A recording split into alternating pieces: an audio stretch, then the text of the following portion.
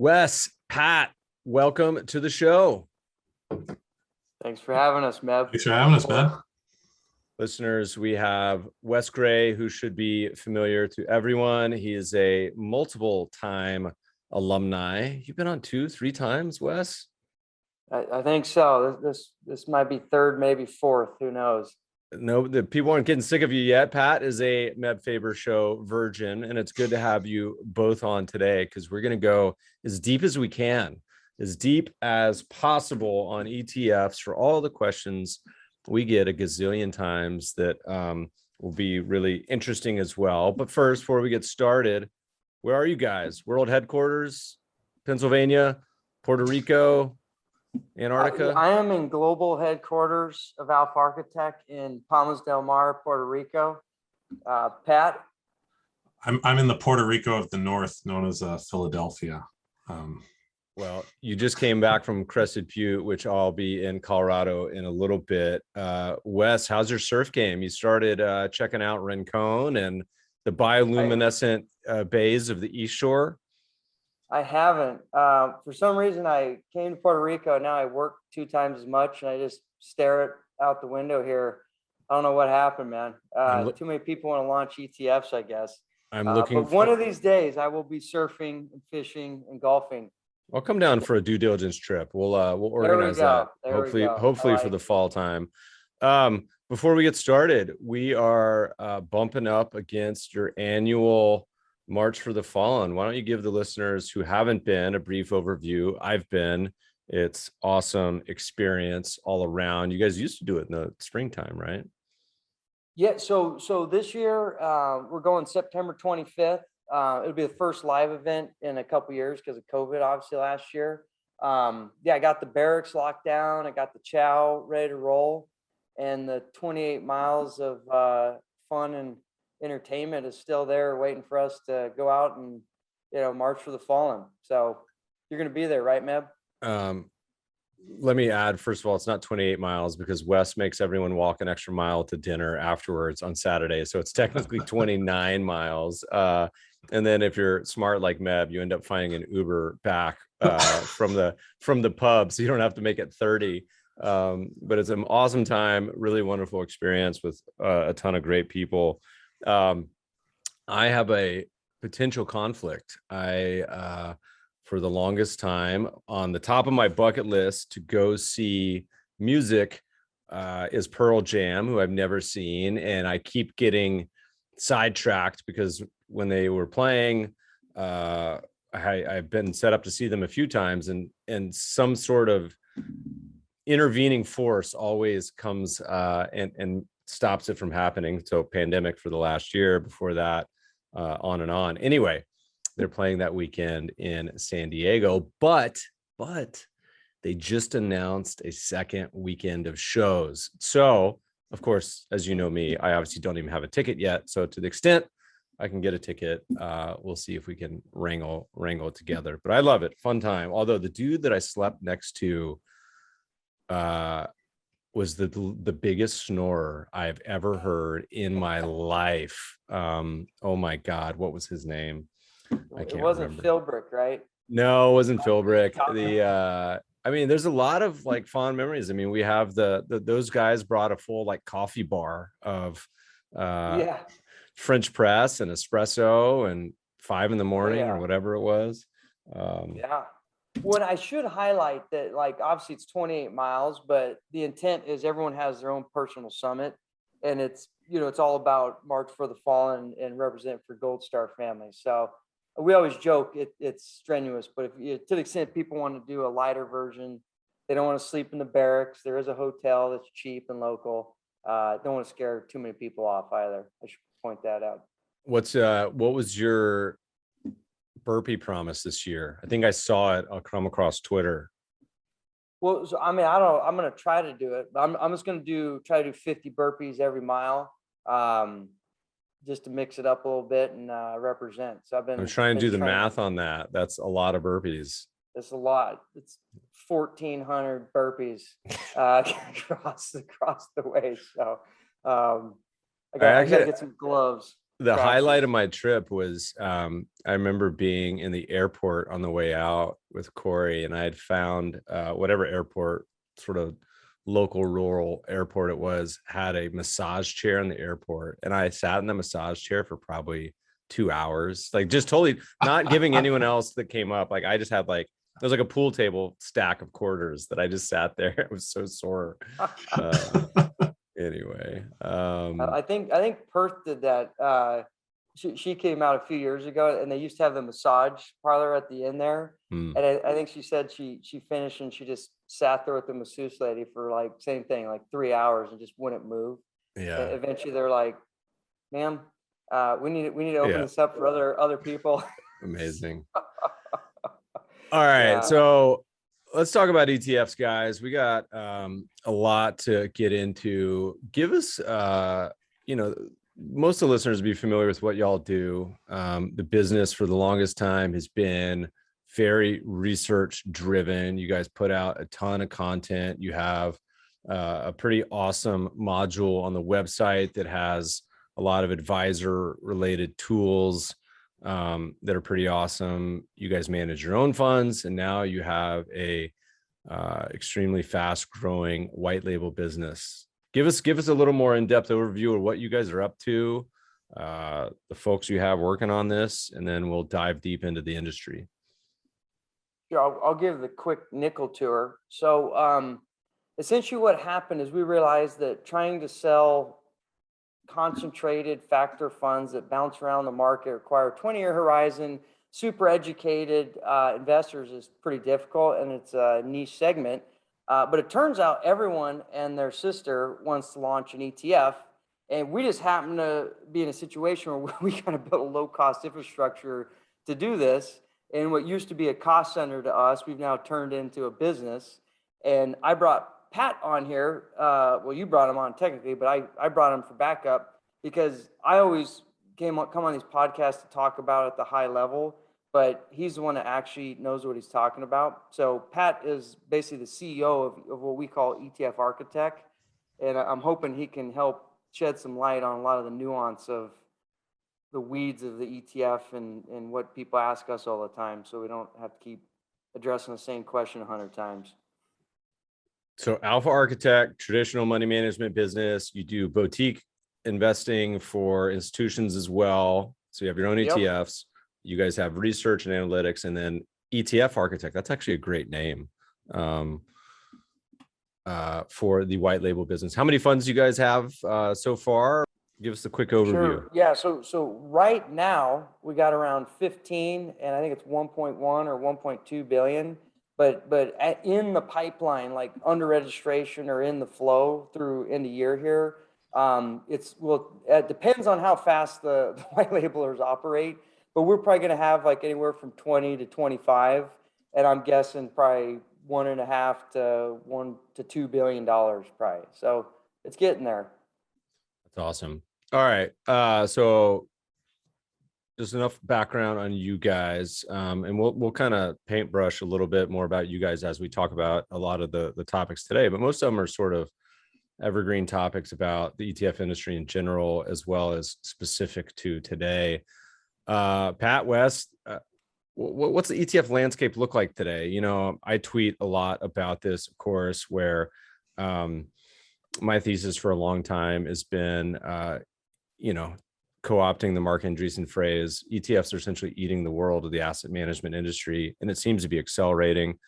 Give us a little overview. What's going on with the ETFs? I think we're definitely in that hockey stick moment with ETFs. Personally, when we launched the ETF Architect platform, we would get drips and drabs of leads, interested folks in ETFs. Now we're getting, several leads a day, people calling in the office every week. And we're also seeing that on the registration side. So typically when you register an ETF, you got the 75-day period, and right at that midpoint, 35, 40 days, SEC gives you a call and they want to work with you on your prospectus you're trying to launch. Now we're getting called back by the SEC on like day 50 or day 55 or day 60, and they're swamped. So my heart goes out to our friends on K Street, where I think the size of the SEC has not grown, but the demand for pushing new products to market has grown exponentially. And you've seen that with DFA converting their mutual funds to ETFs and others. You know, I think the sea change is here, and it's definitely accelerating. All right. So, you know, we've been doing this since 2013 on our own, been sub-advising, you know, even before that. And so you guys have kind of been here also through the maturation of the industry. ETFs go back to the 90s, technically even earlier in Canada. I think, didn't Canada have their first ETF? Yeah. But why don't you walk us through what's the process like to launch an ETF? So, okay, I'm Joe Smith. I have the best idea ever for an ETF. No one's ever thought about it before. I have an amazing ticker. I call you guys up. What's that look like? Sure.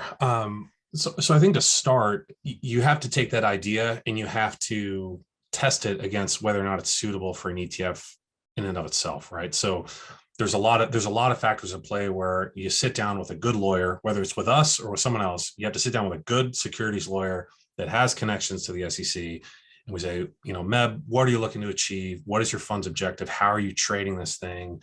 And we basically take that raw material idea and kind of mold it into, okay, does this work? Or if it doesn't work, we try and save you a lot of money and say, this is not a good idea and send you on your way. But you do that. And then once we get that concept into fighting shape, you file your initial prospectus with the SEC. That starts a 75-day clock. And then, like I said earlier, about the midpoint, you're going to get a call from an examiner. And all examiners are different. They're all trying to do the right thing, but they, you know, some have been with the SEC for 3 decades. Others have started, you know, a year ago, right? And you're going to get comments and questions on that prospectus. If your idea is something really simple, like the S&P 500, if you're just replicating that, well, that's going to sail through approval. We just did a different fund that was a crypto mining industry ETF. That's going to be much more complex and get a lot more comments.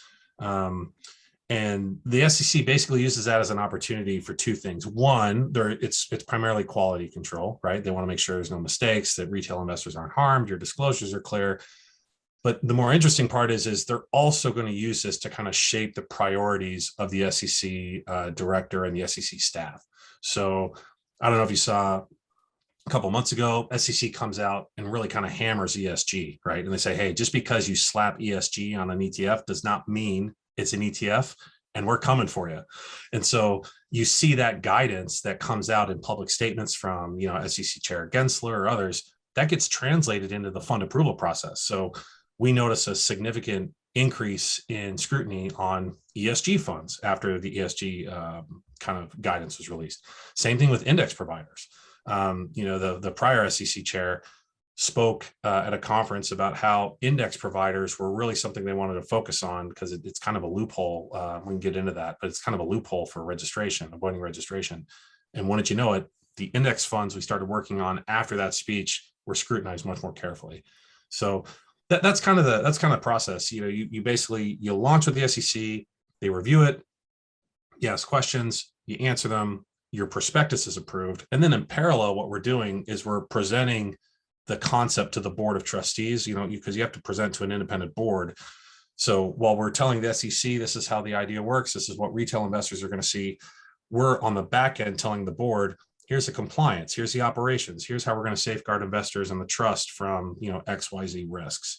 And then there's a third pillar of that work where a lot of people have a great idea, but they don't know how to be an advisor. And you have to swallow the compliance flow if you're going to be in this business. And so there's this third educational tract. And if you're an advisor that's registered with the SEC, that might be really quick. Or if you're a newbie and you've got great concept, great distribution, but you've never been in this industry, there's a whole, you know, undergraduate degree you're going to earn with us in, you know, 6 weeks, 10 weeks on being an SEC registered investment advisor. So those are kind of like the 3 pillars of work that you got to focus on. And then we haven't even touched on, you have the marketing, right? So that's the key, the economic growth of the ETF. Who's your target market? How are we going to focus on distribution? how are you going to be a thought leader in this industry? How are you going to compete against iShares and Vanguard and these other, juggernauts in this industry? So it's kind of a drink from the fire hose moment for sure. Yeah, we talk about this as sort of like the leprechaun. Everyone I talk to sees the pot of gold at the end of the rainbow as far as ETF ideas. Everyone's got a great idea. Right. And we often talk to people over the years and say, it's almost like writing a book. Everyone who comes to me and says, should I write a book? If they are thinking about being an author, and my answer usually is like, absolutely not. You should definitely not write a book. It's a miserable experience. You guys' books are bigger than mine.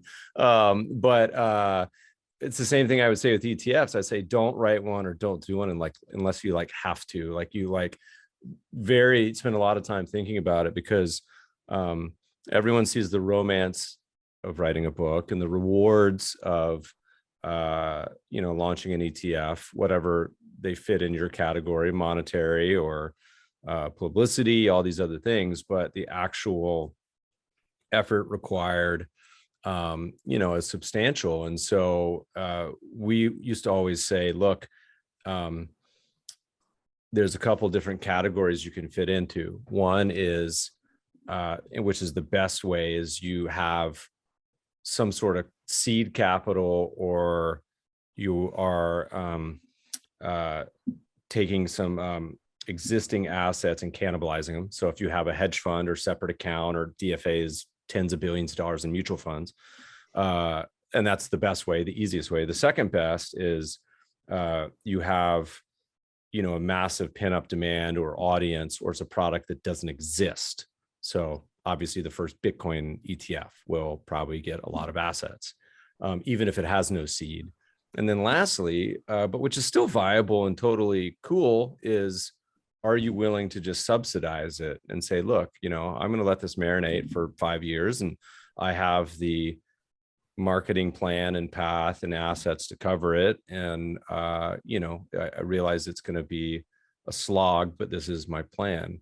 Does that seem like a reasonable categories or buckets? Do you guys put people into other ones? Are you as harsh as I am on your advice? I mean, I can talk a little bit to that and how our process for talking to prospects on the ETF architect businesses. So originally we just post up a blog and said, contact us. And then we quickly realized that 99.99% of people have no clue what it takes to get it done. And now when you go on our blog, we have a contact us, and there's 10 or 15 questions that really kind of say, hey, do you have the money? Do you have the wherewithal? Do you have the desire and the passion to do this? Because this is not something you just stumble on. And so, yeah, I would say, in agreement. You got to be ready for the varsity team if you're going to enter the ETF space, for sure. What's the biggest gate, do you think, when most people contact you? Are they're surprised about? Is it cost? Is it time? Is it like they come to you like a young child, just naive and happy, and then you just ruin their dreams? What is the main one that really people are surprised about? I'm one, sure Pat, you want to go with yours, and I'll go with mine. Yeah, the one that really surprises me, and it's funny because most of the prospects we get are a younger demographic, or mid 30s and 40s, right? A lot of people still think that if you launch a product and you get on CNBC, or you do a press release with NYSE, that a dump truck of money is going to show up and just dump a pile of cash in your ETFs. And I try and tell people, I say, people do not buy funds like they used to back in the 80s and the 90s. And advisors do not, if you buy financial advisors a pizza and you give them a presentation on your mutual fund, they're probably not going to buy your mutual fund. They're just going to eat your pizza. That's what's most surprising to me. And I use this example a lot with prospects. I say, when you watch a golf tournament, if you watch the Open or something, and you see Phil Mickelson with an iShares thing on his visor, do you log into your trading account and buy iShares products? And they say, no, of course not. I'm like, well, why do you think that's going to happen with your ETF with a millionth of the budget that iShares has? So that to me is the most the biggest stumbling block. I think people think that if they can just launching the ETFs is the easy part. The hard part, as you know, Meb, is beating the street for 3 to 4 years, selling that thing share by share. Yeah. Yeah, What's yours? and I kind of echo on that comment. Because when you're talking about like ETF innovators or ETF innovation, where you haven't started a fund yet, they're like, oh, well, it's easy. We'll just go hire some people and pay them to distribute it. And I'm like, listen, man, like that's called wholesaler. If a wholesaler could take a fund from $0 to $50 million, they wouldn't be called a wholesaler. They would be called the CEO or the equity owner of the ETF firm. You have to sell your passion and your idea, and then you could go hire people to spread the word. But it just doesn't work like that. And so it's just, again, that 0 to 50, it has to be the passion. It has to be the thought leader that is willing to drive that fund to success initially. No one's gonna, just. I mean, it's just, look, it's just like writing a book. If you're J.K. Rowling or if you're, Patterson or Stephen King, you have already demonstrated and you have your audience, and it's different than if you're a startup author. Now, it doesn't mean you can't do it. Rowling famously got turned down like 40 times by publishers, and now she's one of the richest person in England, I think, or up there. And it's the same thing with launching ETFs. We see a ton of independent successes, but also, is it easier if you're BlackRock and you already have, the name recognition and all the pipes into place, of course, and the thousands of wholesalers out there. So it doesn't mean it's not doable. It just means you need to think of, and we'd like to say, look, you need to write it doesn't have to be 10 pages. It could be 1 page, but just be honest with yourself. Here are the 10 things timeline that I am going to do to get this fund to $100 million. And,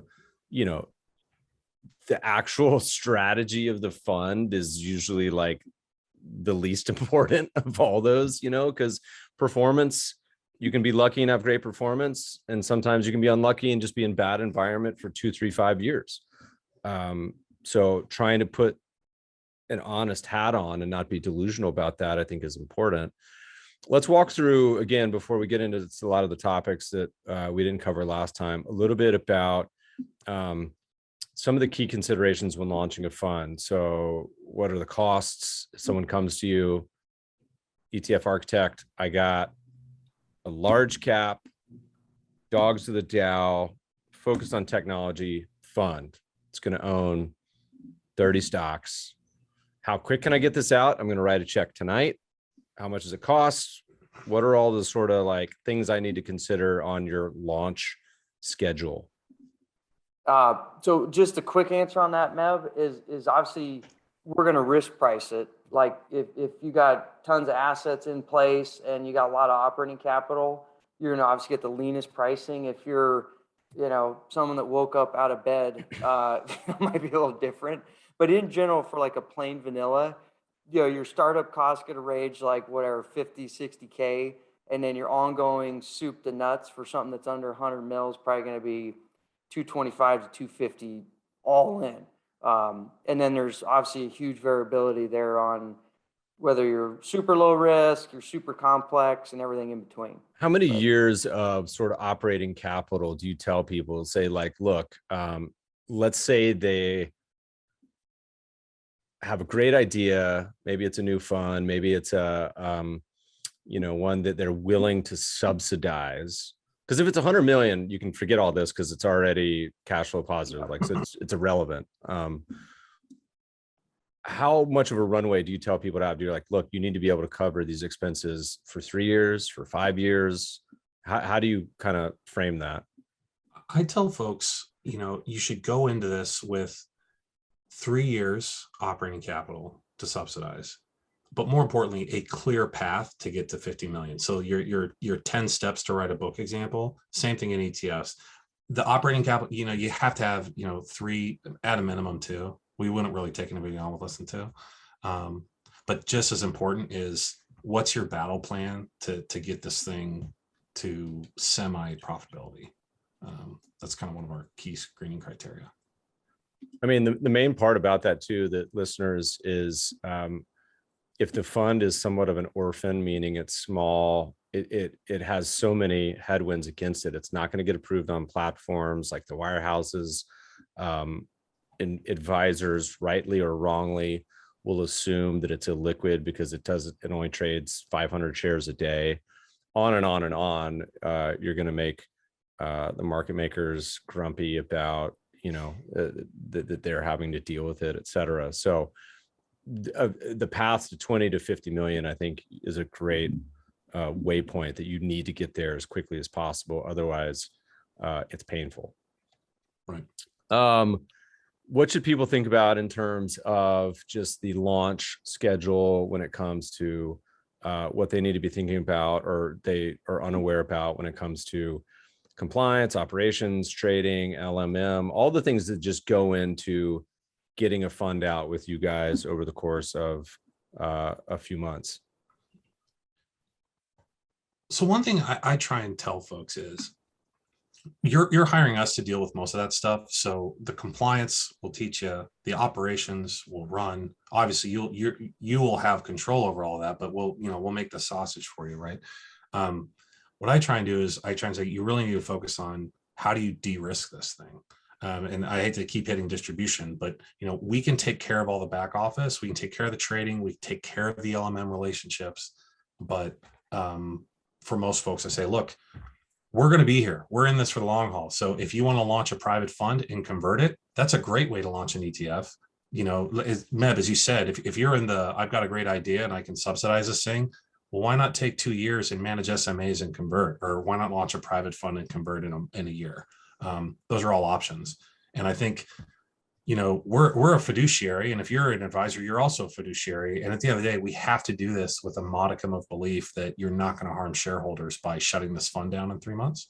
And so that's what I try and do. I spend a lot of my time decoupling the 120-day launch timeline and kind of expanding that to, okay, this is a 1 to 2 year journey.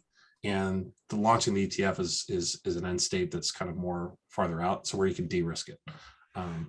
So that's the one thing I really push folks on when we talk. We've kind of scratched our head about this for a long time because we've done both. We've converted separate accounts, meaning we said it's clearly better, not always, but for us, it was to manage an ETF rather than hundreds or thousands of separate accounts for a lot of reasons, both on the advisor and the shareholder side. So it's you have economies of scale, you have the main one being the tax benefits of the ETF. And I'm surprised that more haven't done this, but you're starting to see more and more in the news of advisors saying, look, we have this strategy. Instead of me doing this on this like insane block trading through TD or Fidelity, why not just launch an ETF? I have the upside of potentially getting other investors who may be interested in the strategy as well. The clients have tax benefit, on and on and on. We've also done it with hedge funds. So private funds, we just picked up and dumped into an ETF structure for the same reason. Talk to us a little bit about fund conversions. Do you guys do this? They seem to be accelerating at a very rapid clip. We've always asked, what is going to be the Netflix blockbuster moment for ETFs? And I've been waiting and waiting over years, and I've had my various guesses, but all of a sudden it's conversions, which has surprised me. Would not have guessed that 5 years ago, but everyone seems to be doing it. Walk us through, what are they? What are the rules? Do y'all do them? All that good stuff. Right. So a fund conversion is basically where I'll explain what it is, but I have to back up to what it isn't. So if you're running managed accounts and you tell people to buy an ETF that is basically replicating your strategy, you're going to have people sell those positions down, realize a tax hit most likely, unless it's in an IRA or something, and then buy the ETF, right? Like that's that is like conversion light, right? Your clients are willingly accepting the tax hit to invest in a more tax efficient vehicle. So that's like the brain dead version. The more sophisticated conversion method that you're talking about, yes, we do them. Yes, they're becoming more popular. And here's how you do them. So you basically take your strategy or your pool of assets and you go to the SEC with what's called a plan of reorganization. And you tell the SEC, hey, we're going to launch this thing. And oh, by the way, we're going to take these assets and we're going to convert them into an ETF, right? So what's the test that the SEC looks at? There's a very specific no action letter that basically lays out the criteria to reorganize existing funds into an ETF. And the reason why you see so many mutual funds convert is mutual funds are, as you know, Meb, they're already part of the 40 Act, the 1940 Registered Investment Company Act. So they've already by default been following all these rules and these guidelines that the SEC inspects to see if it can convert into an ETF. So you go to the SEC with a plan of reorganization. You typically hire the best securities firm you can because you don't want to mess this up. And you're going to have this plan of reorganization. You're going to show the SEC, hey, based on these requirements, and I'm just going to rattle off a couple. Is the investment manager changing? No, it was MEB before, it's MEB in the future. Are the funds managed in accordance with the 40 Act? So if you're running a portfolio with 3 stocks, if you're picking 3 or 4 stocks, that's too concentrated. It violates a 25% rule. It violates this other thing called the 50% rule. You can't, that doesn't qualify as an ETF. But if you're picking, say, if you've been running a long only equity strategy with 50 names and you've been running it by yourself, it's, GIPS certified, it's been MEB, the PM has been doing it the whole time. You probably check all the boxes there, right? And then you present this plan of reorganization, and then it kind of dovetails into that process I was talking about earlier, which is effectively you do a different filing, but it has a prospectus, it has an SAI, it gets a little more scrutiny from the SEC. And then if they agree, if they concur with your plan of reorganization, you then effectively on a particular day, you effectively direct your new custodian to absorb all those assets. And there's a bunch of plumbing in the background that makes that happen. But the short answer is they basically convert those assets on a particular evening. And then the next day your fund IPOs. And rather than IPO with 0 in it and then let retail investors buy in, you're basically launching a fund with $75,486,082.15 or whatever, right? And that's your chunk of capital. I think the main tail risk for reorganizations is, and this is a mistake I see people do a lot, is they want to go cheap on the plan of reorg. And when you go to a law firm and say, hey, I want the cheapest plan of reorganization I can get, if you ask, you ask 100 lawyers until you get the answer you want, you'll find a law firm that will do a plan of reorg for $5,000. Do not do a plan of reorg for $5,000. These are, I'd say, $50,000, $60,000, $75,000 tickets. And they're important. And they're important because the SEC will, a lot of times they'll approve your plan of reorganization, and then they're going to audit it like 60 days after you launch. And if you mess it up, if it's wrong and there's problems 60 days later, it's all for naught. We converted a hedge fund into an ETF in December and did the plan of reorg, had a top law firm that was already identified by the sponsor, worked with our counsel, we got it all done. And then sure enough, the SEC, called us 45 days later and said, hey, we had some follow-on questions, wanted to ask why you wrote it this way and not this other way. And so those are things you just have to be prepared for. So I think folks that are thinking about a reorganization, get a good securities lawyer to just run that test. Because for 2 hours of legal time, you could probably get that test and save you a lot of heartburn. And then don't go cheap on the legal advice on the reorg. We certainly work with folks we trust. We get costs down, but would not recommend the bargain basement. Can't the, like, if someone wants to work with you guys, can they just say, hey, put us in touch with your legal? Do you guys willing to do that, or they need like an independent, totally different legal? No, great question. We definitely arrange that. So a lot of times what happens is if folks are thinking about a reorg, they're already attached to a particular firm that they like working with. But yeah, we can actually save money if you don't have your heart set on, the world's most expensive securities firm in New York, which can happen sometimes, right? So Yeah, we definitely do that. And there's economies because you have your trust council, which that's the one where they're kind of like working with the board to convince them that this is legit and it's okay and it's not going to harm shareholders. Then you have the plan a reorg firm. If that can be the same person, you get a ton of synergies there because the person writing the plan is the one pitching the plan to the board. So if you can make that one person instead of two, that's a lot of legal savings right there. Yeah, so we use definitely we use Morgan Lewis for our trust, and then Sharts is Freeze for our actual company legal. Listeners, if you ever want an intro, hit me up. And if you guys want to add yours to the show notes, we can certainly add them as well. I feel bad asking because then you'll just get dozens of unsolicited emails to your legal counsel, but they'll probably love that. It's free advertisement. So Yeah, it's up to you guys. Plus it's in the prospectus anyway, usually, right? yeah. We work with a guy, Mike Pellegrino.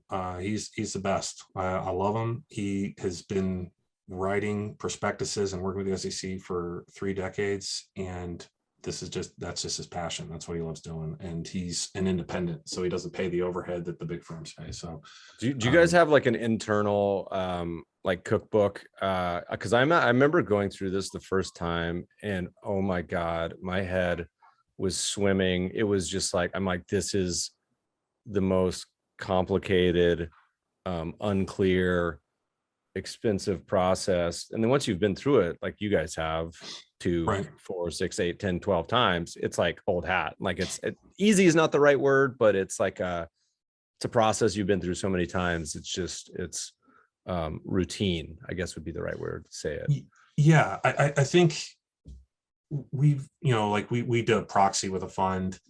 To your point, Meb, it was brutal. But there's a process there. There's a cookbook now.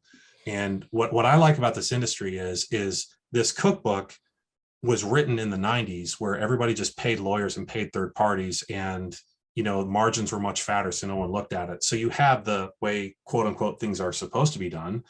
And then you say, well, I know that doesn't take that much time. I know this can be done with a computer. I know this part I can do myself.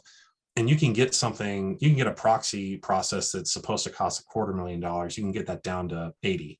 Right. So that's what's fun is that's what I like about my job is you can find these things that there's just so much fat on them.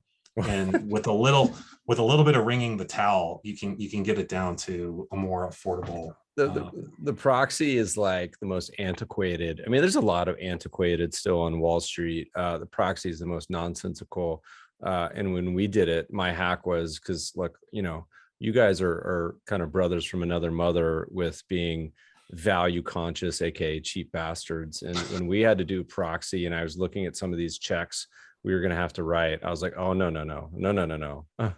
We got to find out a different solution. And we had found a automated call center that would call all of our shareholders for like 1/20th the cost. And I just recorded a message. I was like, hey, this is Meb. You're a shareholder in one of our funds, like, and just recorded a and it was like infinitely more effective than whatever process they had, which cost $1 gazillion. But listeners, if you got to start up this disrupting any of this, hit me up because it's what a nightmare.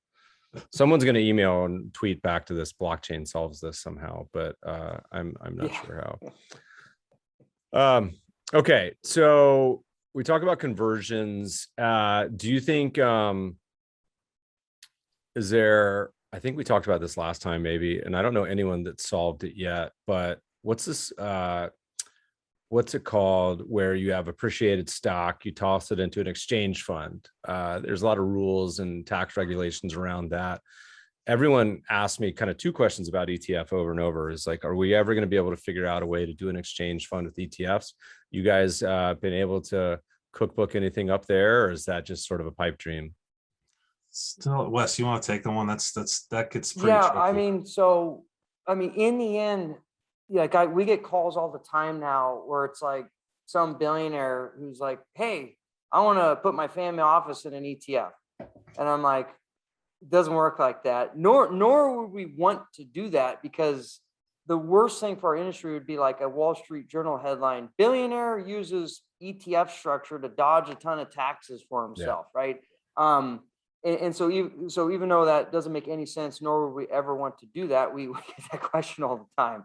Now, that said, as long as you do what Pat said and you follow the guidelines on like what the ETF or what the 40 Act requires, and more importantly, what the IRS requires, and you're following the intent of the rules with respect to taxes, there are ways for syndicates of maybe really rich people that have highly appreciated stock to come together to potentially do these ideas, but they have to legitimately have the intent of being in the ETF business. Like nothing can be 100% we're doing this for tax. It has to be like, hey, we're doing this because we want to launch a legitimate business in the ETF space and try to deliver a cool investment solution for folks. And hey, if it happens to be also really tax efficient along the way, that's just a side benefit. So it's really, I mean, so there's two parts to this. So the first part, which is the exchange funds, listeners, go Google it. I don't want to get into it here, but it's essentially you can contribute highly appreciated stock into a fund. There's a bunch of rules. You have to hold it like 5 or 10 years or something, but you basically get a diversified portfolio in return. And there's sort of this potential, if you could figure out a way to do it in an ETF structure, that you could avoid or delays.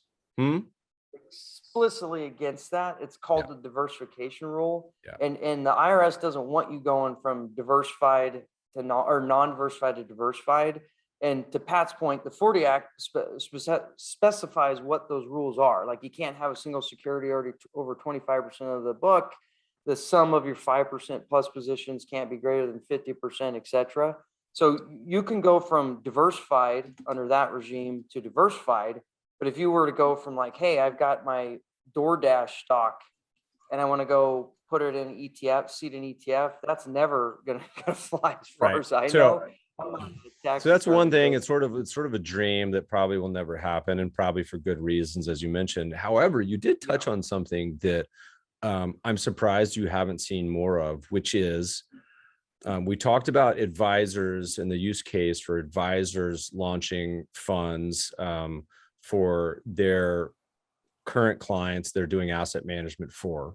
And that's an obvious use case. And I'm surprised you haven't seen 100 of those already. And I think you will. Second is you mentioned the family office, and I'm actually surprised you haven't seen more family offices, because family offices are notoriously tax aware, that run taxable active strategies, which is often most that we talk to in-house.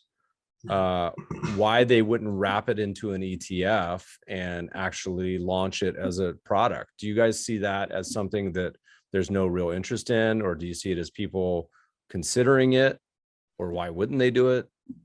So I've had several conversations with family offices that explore this, and I had the same reaction you did, Neb, right? Which is like, okay, these family offices are perfect, large taxable pools of capital, tax efficient wrapper. This is a no-brainer. And what we've found digging into this is, an ETF cannot, and again, maybe you know all of this, but an ETF can't have a control person. So if a controlling person has, 75 or 80% of the assets, it blows up the IRS rules on ETFs. You can't be a regulated investment company or an ETF.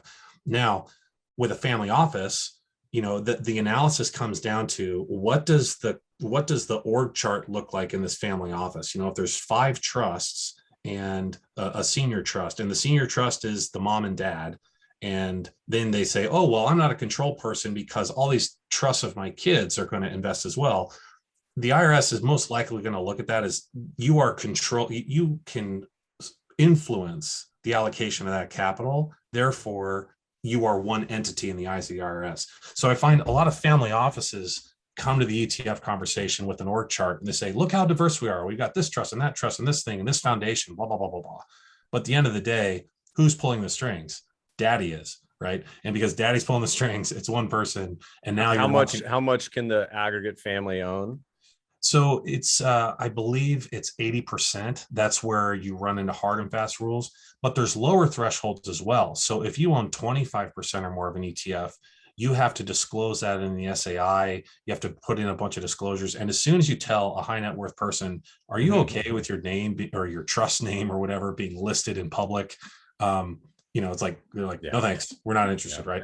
So, 25% is disclosure, and then 80% is just the hard and fast limit. But people run once they hear 25%. If, in fact, 5% ideally was where you get listed in an affiliate of the fund. So, a business idea that we keep talking to people is if you could somehow herd the cats, right? You get 4 family offices, all with $100 million, and they all can somehow agree to the general ethos of the investment philosophy. It's got diversified ownership. Like, all of this is technically plausible. It just hasn't happened yet because herding the cats is hard. But hey, whenever someone figures that out, they should call us up and we'll help them get it done. Yeah. So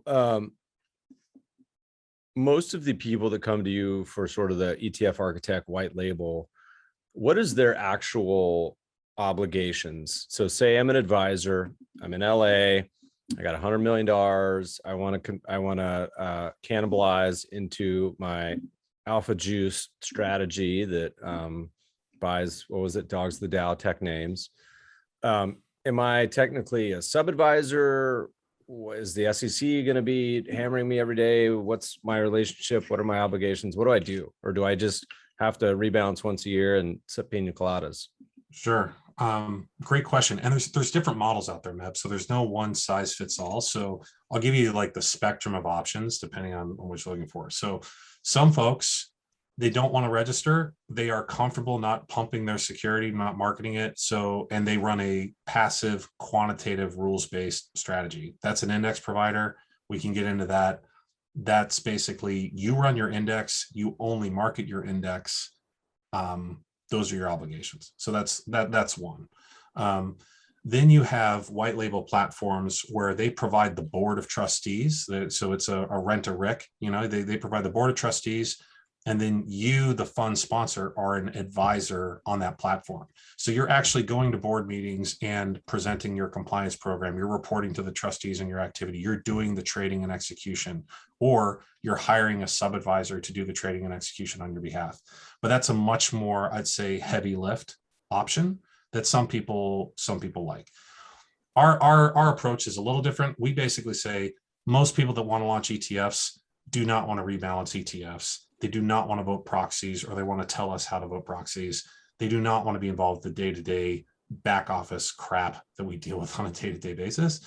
In that model, we stay as the advisor to the trust. So we're the ones reporting to the trust, preparing the board books, doing all that stuff.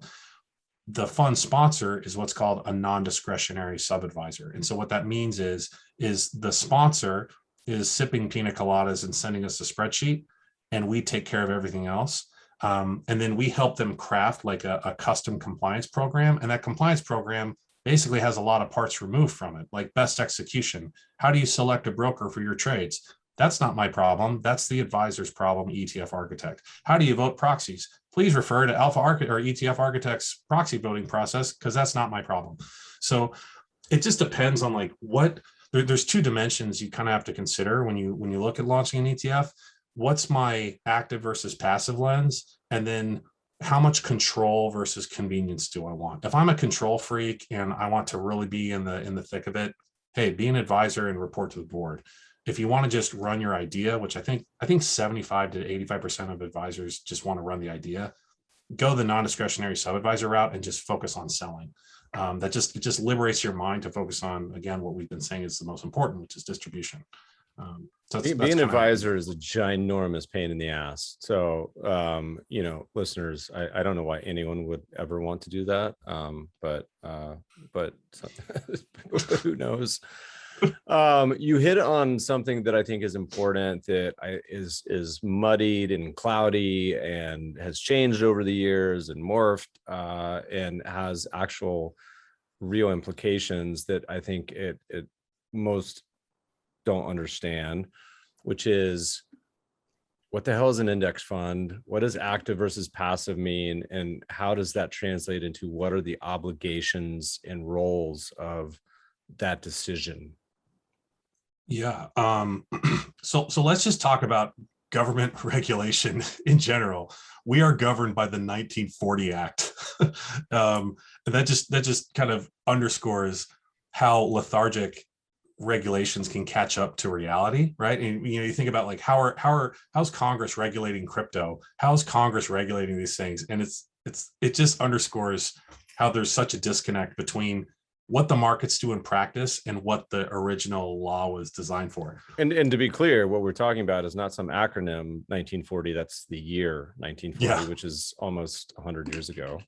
Yeah, thank you for clarifying. Yeah, the rule that I have to be smart on and follow was written when my grandfather was too young to join the Marine Corps. That's basically the law. So, an index provider in the past, these were broad-based market indices that follow, very generic market exposures that everybody knows, right? SP 500. So the Standard & Poor's forms an index company, right? And they create these indices and then they license them to fund managers like us. And we basically say, okay, we're going to charge S&P 500 ETF 15 bips, and we're going to pay the licensing fee of 5. We're going to net 10. That's how index providers were supposed to work. Now, the SEC saw this and they said, great, these entities, this S&P group over here, this Dow Jones group, this NASDAQ group, they're providing financial services, they're providing financial advice. We want to regulate them. And what happened was S&P and NASDAQ and MEB, to your point, nobody likes being an advisor. So, these guys gave the SEC a big push legally and said, no, we do not have to register. We're not marketing securities. This went all the way up to the Supreme Court, and the Supreme Court ruled against the SEC. And they said, publishing an index is freedom of speech. Anybody can publish an index. It's not financial advice. SEC, you do not have jurisdiction to regulate index providers. So from like the 1980s perspective, that made sense. But what happens is when the Supreme Court says, if you do this, you don't have to register, a lot of people start jumping over the fence and trying to be index providers and not register. And so what you're seeing is initially you would have these fund sponsors basically create an index and make sure it was rules-based enough to where they were just talking about the index and they would never have to register as an advisor. It's lower cost. You're not, under the SEC jurisdiction. It's great. So that was a past. But the SEC is onto this, and the SEC hates this. And I've just seen in our 8 years in this industry, the level of questionings and rigor and public statements against index providers just gets amplified every year. And so what we're seeing two things. First, we're seeing strategies that aren't really indexes trying to get played off as indices. And then we're seeing the SEC ask much tougher questions about the index composition itself. So where does that bring us today? What brings us today is if you want to be an index provider and avoid registration, you better make damn sure that your index is 100% quant and can be 100% replicated by a third party. And the simple test to assess your strategy with is this. If you say anything in your index methodology about you arbitrarily pick names or you go through CEO press statement, press releases, anything that smells qualitative, that smells stock picking, just stop right there and go register, because the SEC is going to make it be an active fund. So that's what we're seeing right now, is because the SEC can't go over the Supreme Court, they can't overrule the justices on the bench.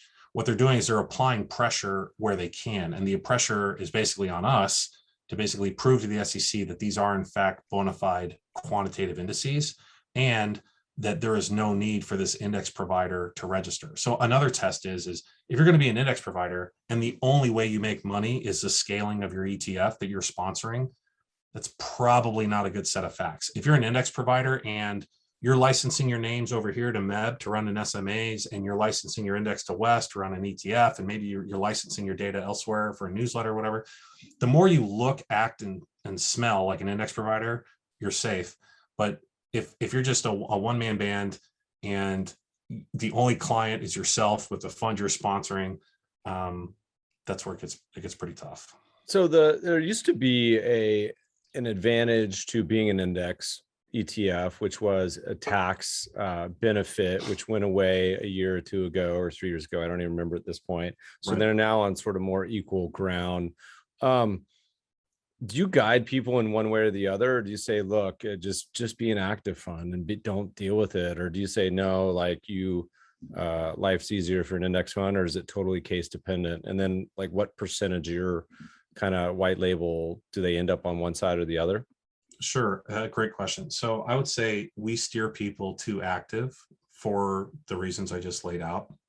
I view being an index provider, unless you want to build an index business, you're just taking a shortcut that you make up for later on. Yeah. Because the key thing about an index provider is you can't directly promote the security. And when we talk about getting from 0 to 50 million and nobody cares about your fund but you, who the hell is going to promote the security? It's got to be you, right? And if you're saying, well, I can't promote the security now, it makes it really tough. We've also found that the index providers we've worked with in the past really struggle with figuring out a concrete distribution plan without being able to talk about the ETF. Right. Well, there's been a weird sort of state of affairs that I imagine, as you talk about, SEC is probably going to get increasingly magnifying glass microscope on, which is the ability to talk about an index all over social media, all over TV, all over everything as a way, and also back tested returns of the index, which prospectus, marketing material, everything, but then not the actual ETF. It seems like the weirdest loophole, and it seems wrong. Is that the right word? Like I'm not trying to offend all my index fund providers, but it seems a dislocation. Are they getting increasingly interested in that, or is that part of this whole story that you're weaving? Yeah, I think it's definitely something they're looking at. I mean, the three words that should scare any index provider are facts and circumstances. And that is the test that the SEC is going to use to determine if you are promoting a security without registration. So if the facts and circumstances, so let's take your back test example. If you have that back test prominently displayed and you can very easily access the ETF website that promotes a security that you have an economic interest in, those facts and circumstances are not in your favor. So as an index provider, things you should think about are, okay, if I have a proprietary index that is also being used in ETF, what are the compliance firewalls and protocols I'm proactively putting in place to not be perceived as marketing a security? And this is where I think people with the right mentality that, a good offense is a good defense. You do not have to have a compliance program as an index provider. Guess what? If you're on our trust, you do. You need to, because you need to have firewalls in place to make sure that you're not going to be marketing the security. You need to have your website set up where the back test isn't directly promoting your ETF. There needs to be robust firewalls and disclaimers and accredited investor warnings and things like that. So yeah, it's definitely something that the SEC is looking more closely at, and the industry, folks like us, are trying. We have to demonstrate best efforts to comply with the securities laws. And if you're just going, you can't just sit on your hands and say, well, index providers are exempt, so we're not going to do anything. I think it's a very risky approach to running index fund. I think so much of what we do in our world also comes down to intention, and how much of it is like you're clearly trying to be deceptive, or is it like an honest effort? We reported a couple funds to SEC, and look, I love the SEC. Like you mentioned, I think they're overwhelmed and understaffed. I think their job is probably one of the hardest jobs on the planet. But to where we saw on one case, a firm marketing a quote real track record for like 20 years or something, that they converted to a public fund, and it raised $1 billion. And you guys know, if you spend enough time with data and markets, like what's possible and what's not, and with a 99% probability can eliminate something as impossible, and if it was possible, it'd be a $50 billion fund, not something that's at 20 million, right? It doesn't check the smell test, and still see a fair amount of those that actually make it to the light of day. So it's good to see that they're interested in that. So how does Portnoy get away with this? You know, he came on the scene in what seemed to me like a pretty questionable marketing strategy, where he was and still is, I don't know, I haven't followed it, really talking up the Buzz ETF. What's the story with that? Has that been squashed? Is he still doing that? I haven't really followed along. That is a slow motion train wreck. Mr. Portnoy, I appreciate you adding pain and misery to everybody in our industry, but I think that Buzz ETF YouTube ad, you should definitely check it out. Man, that was talk about using a loophole to promote a security. That gets the gold. So what happened there? So first off, how is somebody in a YouTube, definitely check out the YouTube video, but how is somebody allowed to basically pump the performance of a back test while marketing a security? Well, that's some very smart, very well-trained lawyers advise on this ad. And if you watch the ad and listen to the audio, the word ETF is not said by Dave Portnoy. The word ETF is dubbed in by a third party. So the first thing he did was, when Dave Portnoy is talking about the Buzz Index, they named it the same as the ETF, which I would argue is very high risk, and I don't recommend you do.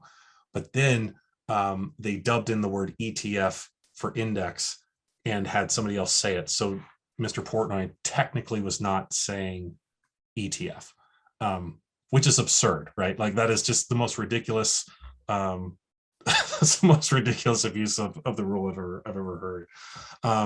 So that's how he did it.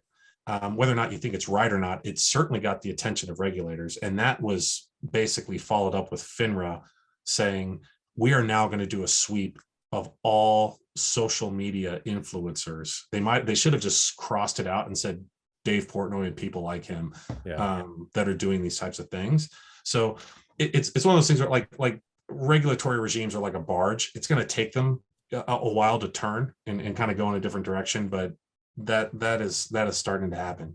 And I think, right, because I mean, it seems so absurd, even if he's not talking about the ETF, that somehow this person can promote the index that has the exact same name as the ETF, but you can't promote the ETF like that. That is a loophole that seems like it is months or quarters away from no longer existing. You know, I always say the SEC eventually gets things right on these decisions. The ETF rule is a great example. Sometimes it takes a Portnoy to shine the light on it and say, oh wait, this is clearly not in the best interest of investors to be able to do this. One thing I wanted to mention, Meb, just so Pat can explain it, because I know we all know this, but it'll be unclear. What we're talking about is that difference between just a pure index provider that doesn't want to get regulated by anybody, and then like a sub-advisor. But you can also do a hybrid approach where you can run an index and also be registered as an SEC advisor. Yeah. And maybe Pat can talk to why someone might want to go that route, because it's not like an index is all bad per se. Some people, there's benefits to it. Yeah, I mean, and we advise that all the time. We say, look, people love rules-based quantitative processes. A lot of investors like that. So you can do that and you can register, and you can either stay passive, right, and just say, come hell or high water, this is our cookbook, this is what we do. Or you can be active, but have a quantitative rules-based methodology in your prospectus. And the benefit there is that, you know, if things really hit the fan, you can, as an active manager, pivot. So in a, you know, say you have an index and then the COVID crisis happens, if you want to go to all cash, or if you want to allocate to equities where you think the market's at the bottom, that active gives you a little bit of flexibility, whereas the index, you really have to just follow those rules. But to Wes's point, you know, you can be a regulated index provider, no problem. And it also gives you more avenues. If you're an index provider, now you can actively talk about the strategy if you're regulated, or sorry, about the security if you're regulated. You can solicit institutions directly. You can also run different distribution channels for your index, right? Like, I mean, Meb, I'm sure you've had this happen a lot where, you know, you may be talking about your funds or one of your ideas, and someone says, hey, I'm not interested in the fund, but I'm interested in, you know, can you manage some of my money, or can you do a managed account for me? if you're registered, you can do that. You can take advantage of that opportunity. So definitely still on just swallow the pain pill.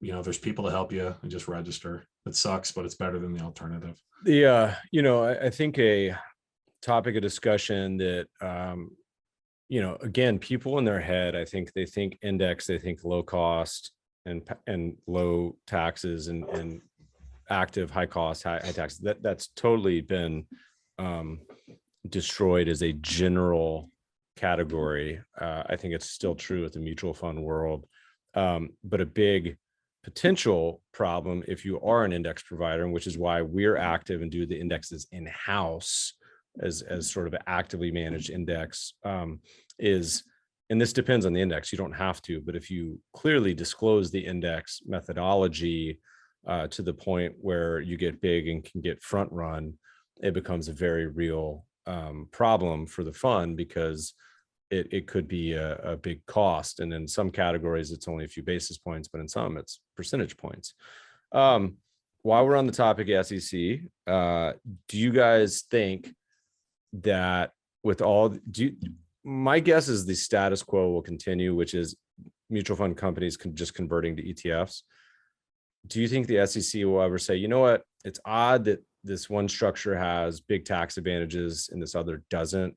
Maybe we'll just equalize the two and say mutual funds get the same tax treatment as ETFs? Or what's your happy hour guess here?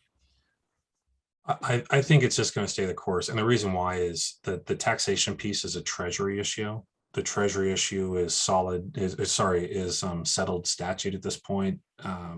It's, the 1940 Act has governed mutual funds, and ETFs again are brother and sister, right? They're the same structure with a few nuances. So I don't think there's impetus to change that legislation from the treasury side, which is where you need to see the tax reform come in. And then on a political landscape, as more and more ETFs get adopted by mainstream investors, by mom and pop investors, and not just big, high net worth folks, woe to the senator that tries to attack that. I think Right. Every year that the ETFs just grow, it's just going to become more and more entrenched and have more and more lobbying power. So I think, to your point, Mab, I think it's just going to be the floodgates are open, and it's just going to start swooping in. We talk about the naming rule. What's the naming rule?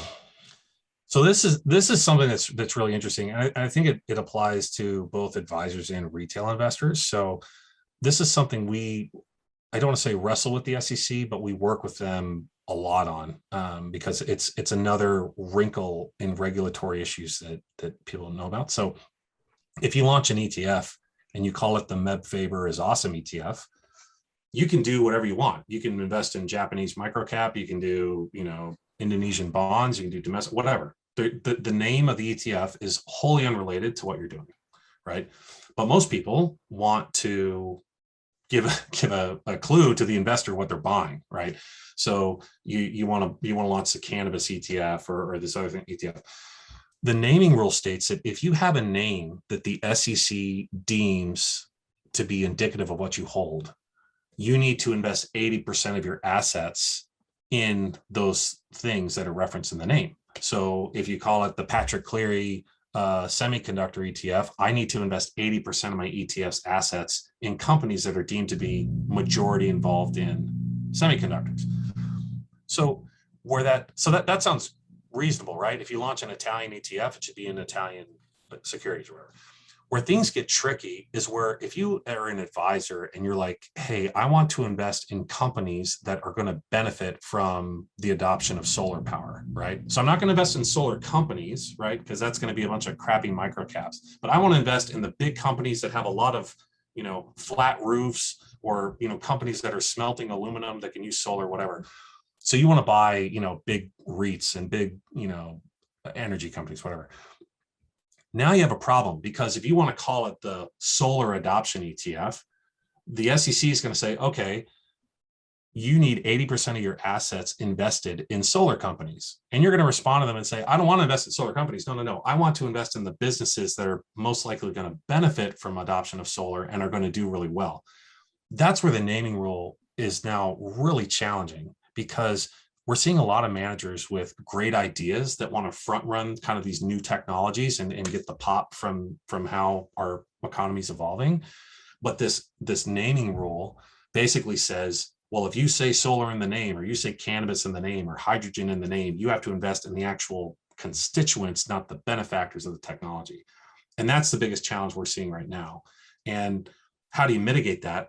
It kind of seems silly, but it's what we do is you have to basically juxtapose another industry that you think is going to fit that naming rule. So if you're going to like launch a hydrogen ETF, you're going to call it the hydrogen and energy ETF. And why would you call it the hydrogen and energy ETF? Well, you're going to say, well, I'm going to invest in hydrogen companies, but I really want to invest in the energy producers that are going to adopt hydrogen and are going to become much more valuable. So that's why we're kind of playing this like shuffle game with the SEC on names. And I mean, we had we launched a fund that the SEC basically came back and said, no, we don't think this fund is clean energy. It needs to be cleaner energy. And we had a 2-hour debate with the SEC on, well, what determines clean energy? I literally asked this question. I said, well, what if the solar panels of this clean energy company were made in China using coal-fired electricity? And like, well, it's solar still, so it's clean energy. And I was like, oh God, but we, again, not to knock the SEC, but we basically asked them, we said, this seems ridiculous where we're looking to regulators to define what is clean energy or what is solar or whatever. And they said, look, this is a crappy rule, but we need to apply, it's better to apply a crappy rule universally as opposed to try and help out investment companies. Because what happens when we help out investment companies, Vanguard and iShares are going to get helped out more than the little guys on Main Street.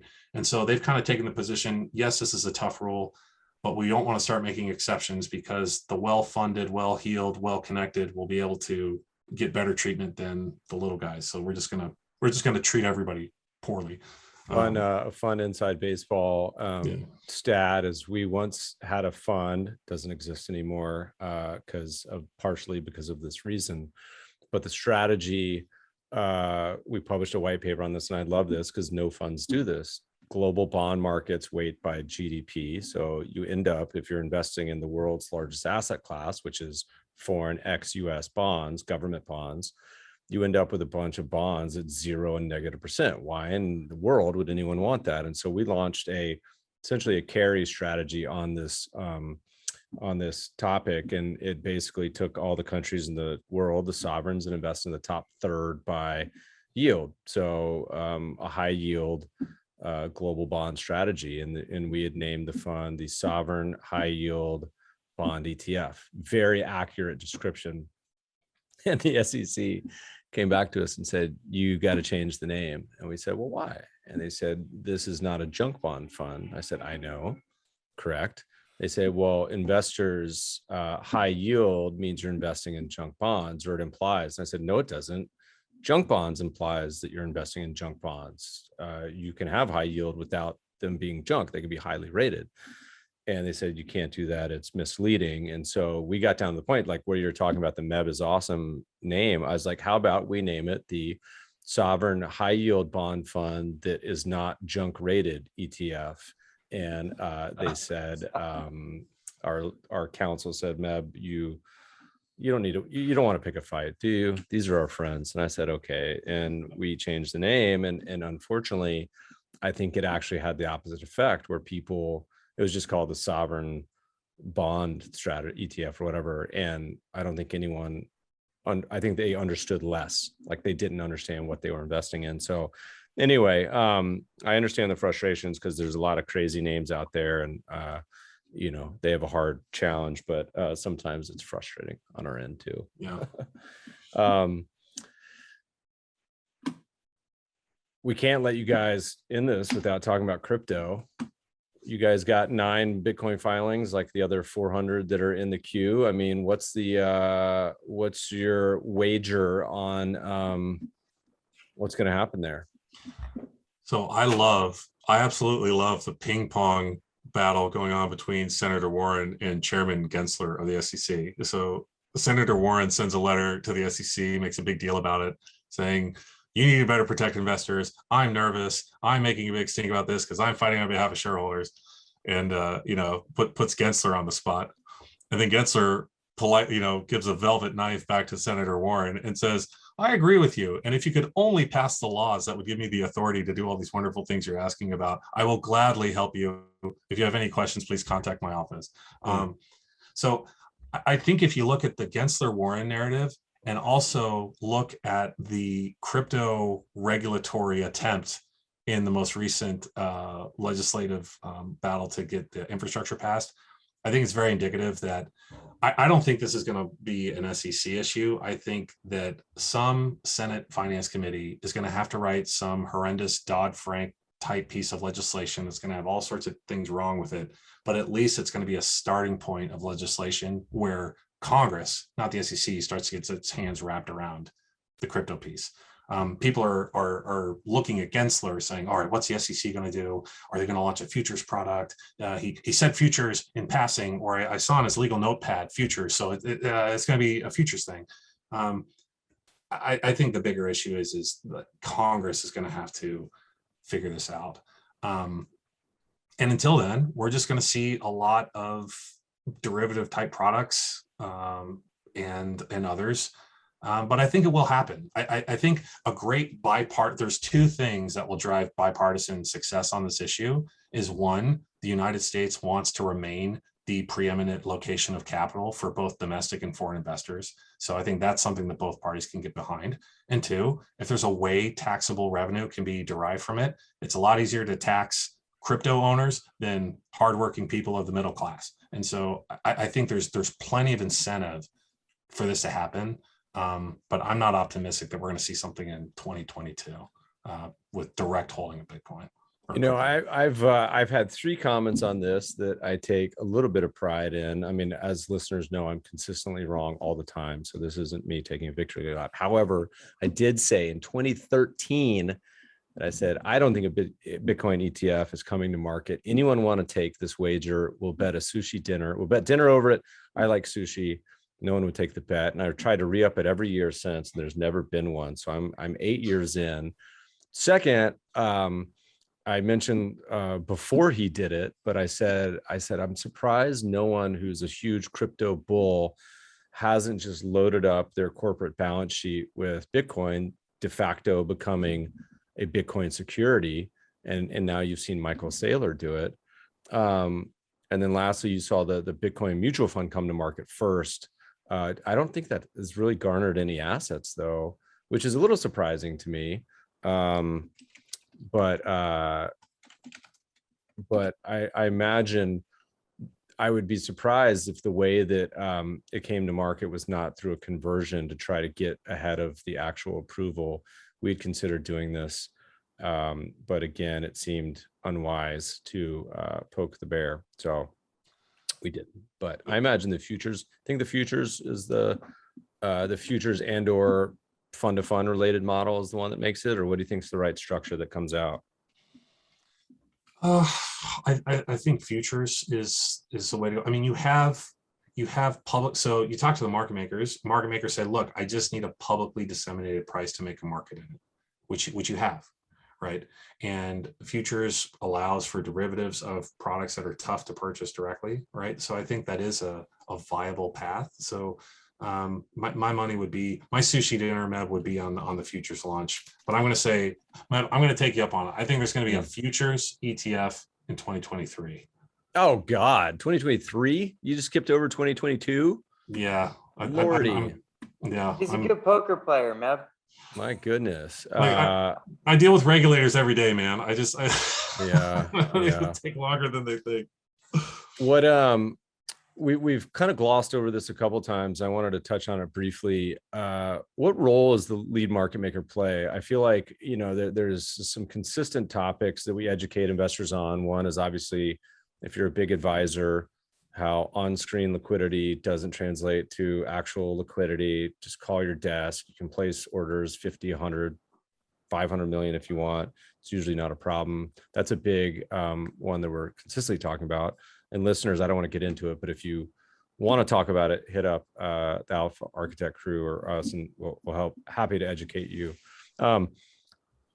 How's the role of the LMM changed over the years? How do you guys think about them? Is there a warm, happy relationship? What's the general takeaways on that topic? Sure. I'd say the LMM is the most underappreciated, overlooked aspect of the ETF value chain. And I think anybody launching an ETF, any shop that you partner with to launch an ETF, I'll tell you at ETF Architect, we are religious with working closely with LMMs. I know, Meb, you guys are as well.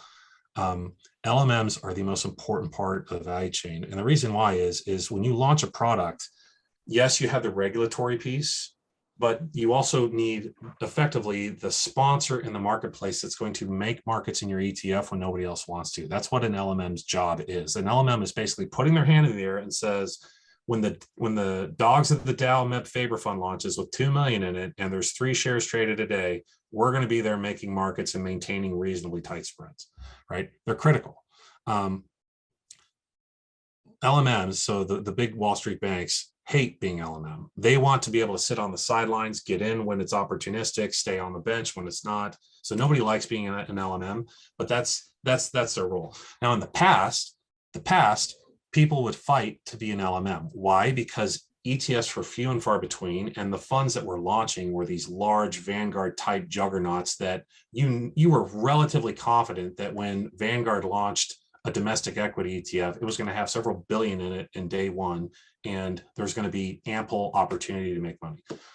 Fast forward to 2021, now you're seeing all of these bespoke boutique ETFs come out, and you really have to convince an LMM that there's going to be a viable business plan there for them to participate. So for us, how we mitigate that, how we address that risk, and I think others do as well, is, I know it sounds simple, but you have to get on the phone, you have to call these people, and you have to listen to what their concerns are and what they need to maintain a viable market for retail investors. I know that sounds revolutionary, but like so many people just, I got my fund launch, I got the SEC approved, I need to focus on marketing. Who's my LMM? I don't care. That's not my problem anymore. And they don't pay attention. That is not wise. So what we do is we try and understand, okay, here's the basket composition.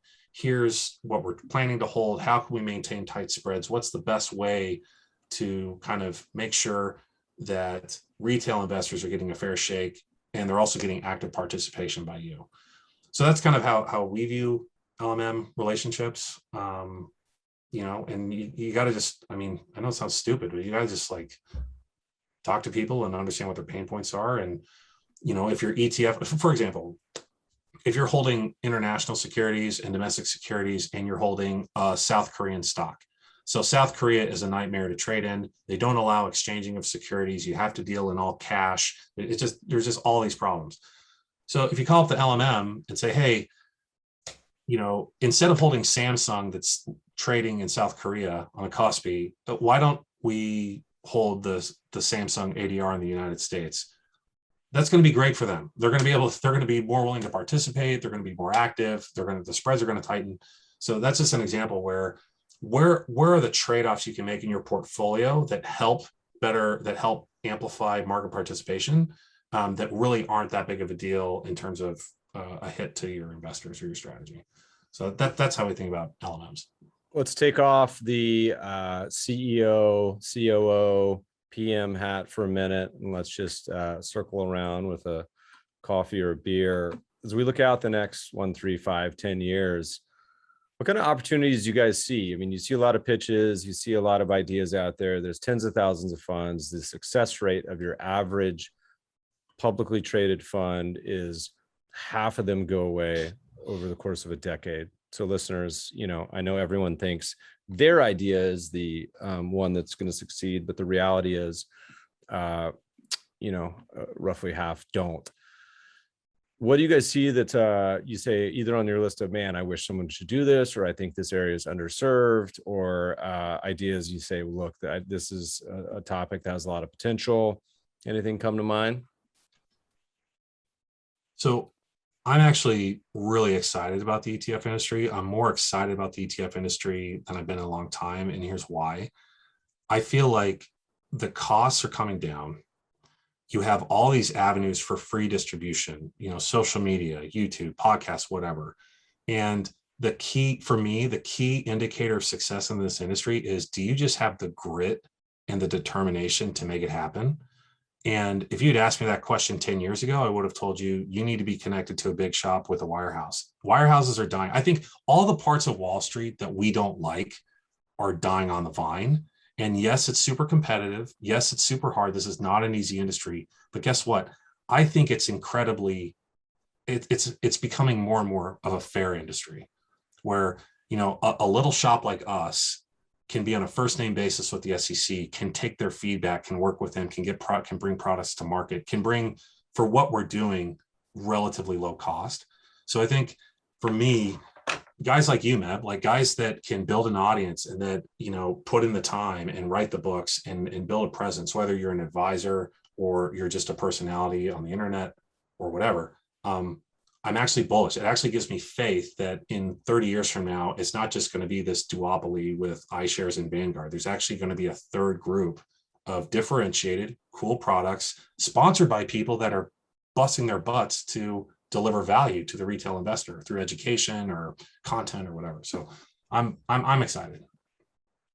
Yeah, I'll Wesley? just echo what Pat was saying. I just think in the end, the ETF is a better client experience. I can type the ticker in Schwab and be a proud owner. I get the tax benefit, the low cost. And so it's really just a question of how do we get the other legacy structures into the ETF? Well, how do we get the RIAs to play ball? How do we get SMAs in there? How do we get mutual funds in there? How do we get hedge funds in there? And is it appropriate for everything? Of course not. But to the extent that it's better for your client outcomes, you should lean in that direction. And then it's on people in our industry like ETF Architect and others. We got to figure out how to lower the cost and broaden access so more people can come into the ETF tent and presumably deliver better outcomes to their clients.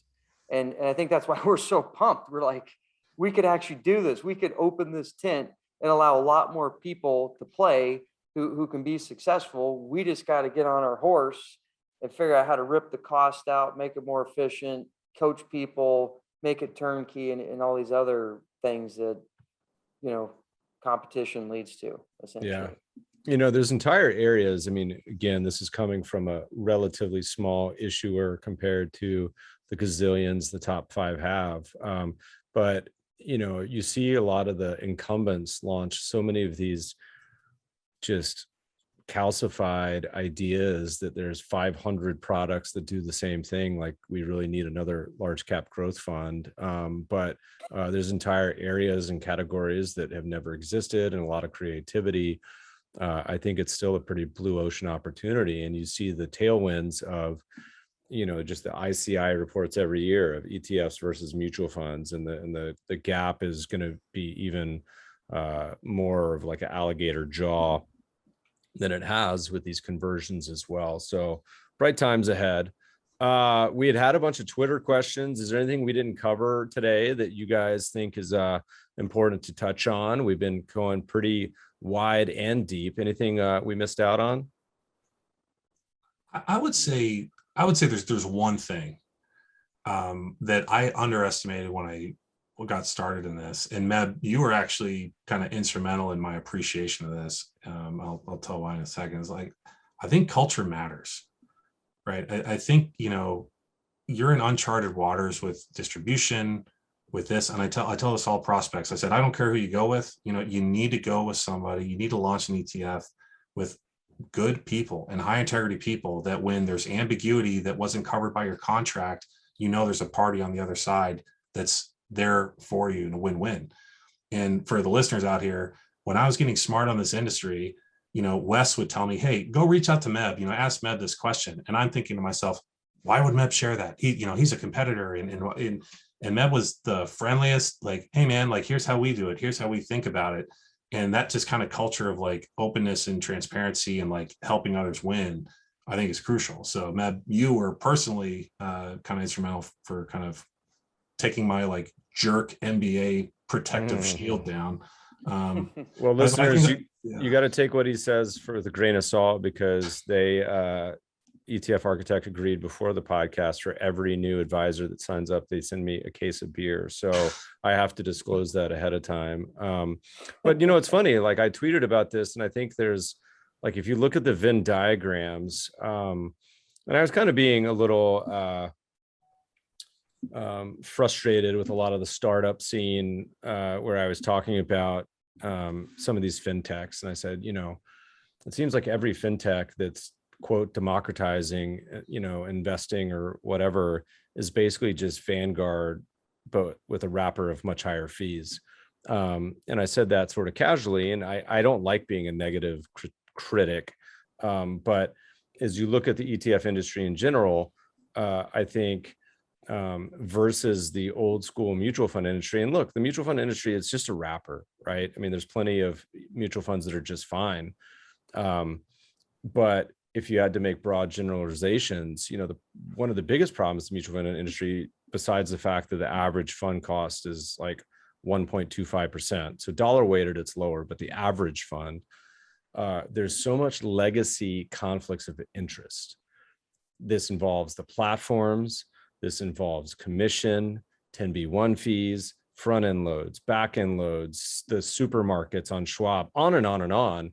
And so the reason these funds have to be so expensive is because you couldn't exist otherwise. And along came this new structure that's an ETF that's just blasted those to smithereens. Now, again, there's exceptions. Vanguards, mutual funds, notoriously are one of the good guys. But I think, you know, this legacy architecture is slowly crumbling. Will the dam eventually burst with these conversions? Maybe. I think so. But that fosters a sense of optimism in my mind, as there's really never been a better time to be an investor.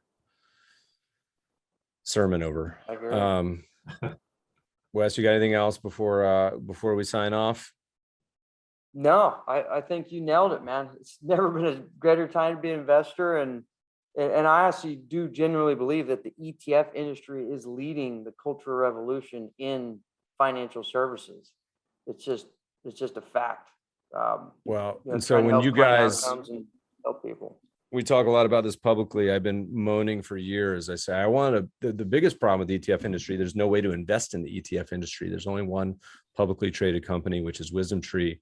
I've been waiting. I thought about doing it, but it's another headache. Got enough problems in my day job, enough to do, but to launch a fund that invests in early stage ETF issuers, I think is a fantastic idea. So maybe convince you guys to do that one of these days.